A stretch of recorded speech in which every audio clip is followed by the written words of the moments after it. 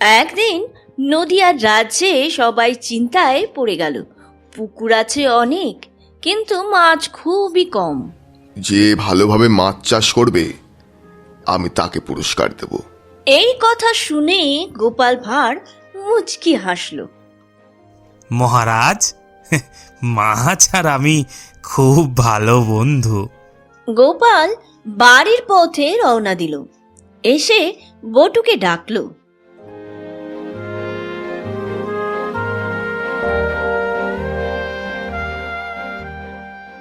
বটু, বটু কোথায়?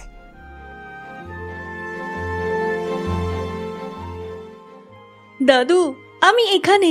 চলো আমরা মাছ চাষ করব। ইয়ে, আমি কি মাছের বন্ধু হব? হ্যাঁ রে, তুই হবি মাছের সবচেয়ে ভালো বন্ধু।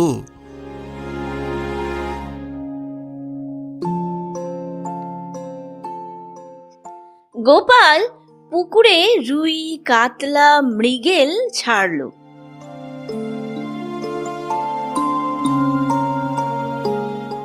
এই যে মাছেরা, খেতে এসো, খেতে এসো, টুপ টুপ।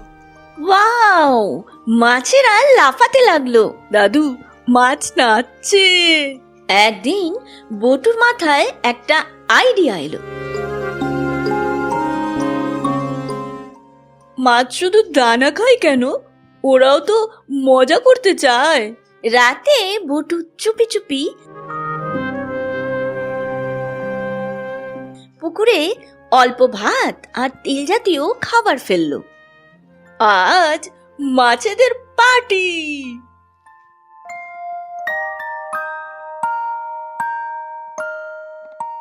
পরদিন সকালে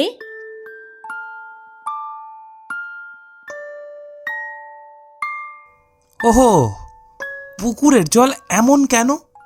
মাছেরা একটু ক্লান্ত দেখাচ্ছিল, আর কিছু মাছও মারা গিয়েছিল। দাদু, আমি শুধু খুশি করতে চেয়েছিলাম। গোপাল বটুর মাথায় হাত রাখলো। বটু, সবাইকে খুশি করতে গেলে ঠিক জিনিসটাই দিতে হয়। বুঝেছি দাদু, এবার ঠিক খাবারই দেব। পরের দিন পুকুর পরিষ্কার হলো, নতুন জল এলো, মাছ পেল ঠিক খাবার। দেখো দেখো, মাছেরা আবার লাফাচ্ছে। দাদু, মাছ হাসছে। হ্যাঁ রে হ্যাঁ, ভালোবাসার যত্নে সবাই খুশি হয়।